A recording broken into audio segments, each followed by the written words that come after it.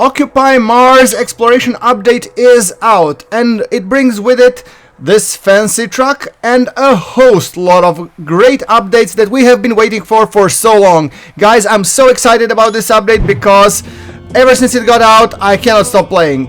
Alright, so some of the updates that you will see is this battery pack that you can take here, as well as the wind turbines. We have been asking for wind turbines for so long, and now they are in. The big and small wind turbines, which are actually quite awesome. They do generate a lot less power than the solar panels, so let's actually take a look what they look like. So we're gonna build one large and one small wind turbine. Okay, let's start with large. So, big wind turbine, it's actually quite big. Okay, quick turnaround and let's build it out. I figured you would want this whole update, don't get me wrong, apart from the vehicles and the wind turbines, has so many quality of life updates, it will blow your mind. Two in particular, I've been asking and wanting for so long that I really cannot emphasize it enough, but I'm gonna leave it for a little bit later. So, let's see. It looks kinda good, doesn't it? I mean, it's quite huge model, and I don't know if it will create a shade which will make the other solar panels less efficient. It would be realistic, however, probably not. Okay, then let's check out the wind turbine, which is a smaller one, and it's a lot cheaper to build. However, I'm a little bit curious as to how much power it produces. Also note that one of the updates is also the tool durability, so you will see the green bars at the bottom of my bar. And this so the tools can break and you will need to repair them. How grindy this is, I have no idea. Power production, the big wind turbine produces 5.5 kilowatts while the small one produces 0.9. And while this is not long, you have to remember that this is constant production. I don't know actually if these are affected when there is a storm, if they produce more or not. Do let me know in the comments below, that would be kind of a cool feature. However, you have to remember that this is constant production, even during the night.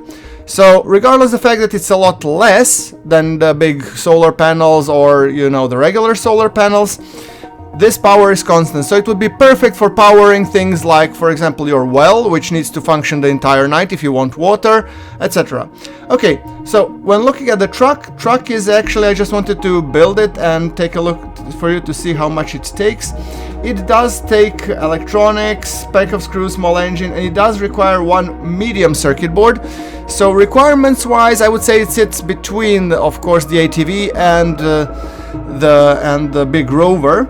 However, it is much easier to be built, and also it can be used to haul to schlep some very good cargo, I mean in terms of stones and everything. So building this truck opens up a whole new type of mining gameplay for you, because once you build it, you can actually mine pretty similar to what you can do with the big large rover that you have at the back, and I'm gonna show you how it works. So you take out basically your truck, and then you can actually mine and lift the big chunks of rock and put it in the back. I think you can put 4 or 5 in total, so it's all in all, it's not a lot. However, it is enough to provide you with a lot more materials than you're used to when you're actually, you know, doing everything manually.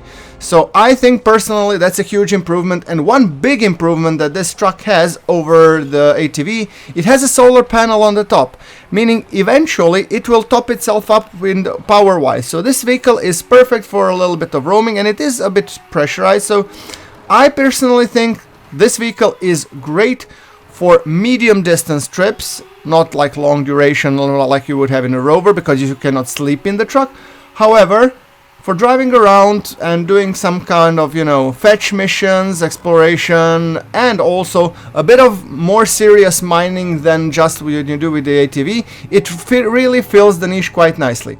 Another change that has been added is the update of the model for the small crusher, which you are actually seeing. And yes, you can use the small crusher with the truck. I wanted to test this to see, is it only for the rover or is it also for the truck? And apparently, look, unload. And you can just dump all the good mine materials that you have into the small crusher. I mean, amazing. Really useful, and I really love it. Also, you will notice stop and exit marks on the small crusher. These are the newly added components to this model, which I think will actually help you understand which side you should go on. Okay, so looking into some furthermore updates. So there is a new thing that was added, and that's an inventory box. Guys, this is the thing that blew my mind. You can actually now build inventory boxes for storage. That's something that we have been missing for so long. I mean, I've used fridges, but those really, honestly, suck.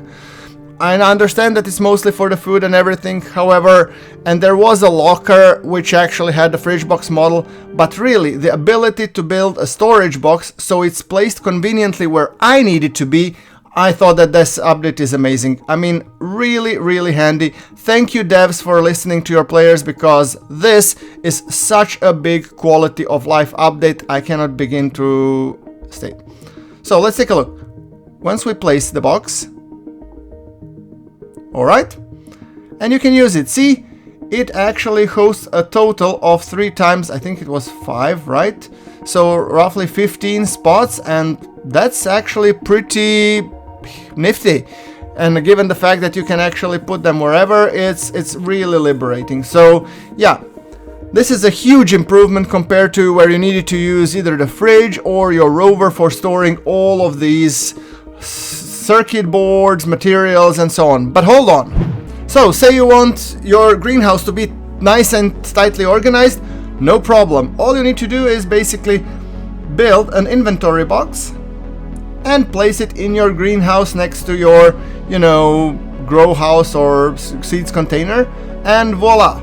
Remember having the seed container nightmare? No problems, look at this. You can actually neatly align all of your seed magazines, you know, the small plant box, and all of your gardening equipment in the greenhouse now, and I think it's just amazing.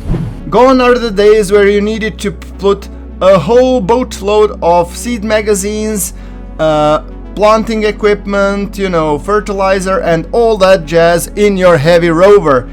So you can take all of the seed containers from your rover and now put them nicely in this cupboard, and look at that. You have your gardening collection for all your gardening needs.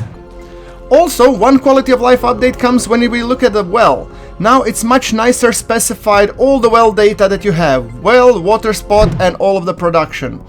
Also, we talked about circuit boards. Did you really have problems with too many circuit boards clogging up your inventory in your rover or pretty much everywhere else? I was just dumping them on the floor, to be honest. However, if you build a circuit box, it's a perfect small container for roughly, I think, 9 circuit boards, and I think that's just amazing. But it actually works in a way where you actually put the circuit boards and you can just drag and drop them into the circuit box, and it will accept. I think personally that's amazing. So I want to have like one circuit box for small, one for medium, and one for large panels, and you can actually store quite a lot of them. As you can see, it's a total of, sorry, not 9 but 12 spots, which I personally think is amazing. Apart from that, there are a lot more, you know, quality of life updates, heavy suits, new audio, upgraded the Unity engine so the game runs nice and smooth, ability to change your physique, and also plenty of updates that make this game really interesting and fun to play. Okay, I hope you like this preview of the exploration update for Occupy Mars, and I will see you in my next video. Thank you very much for watching. I've been GrunfWorks, and I'll see you in next time.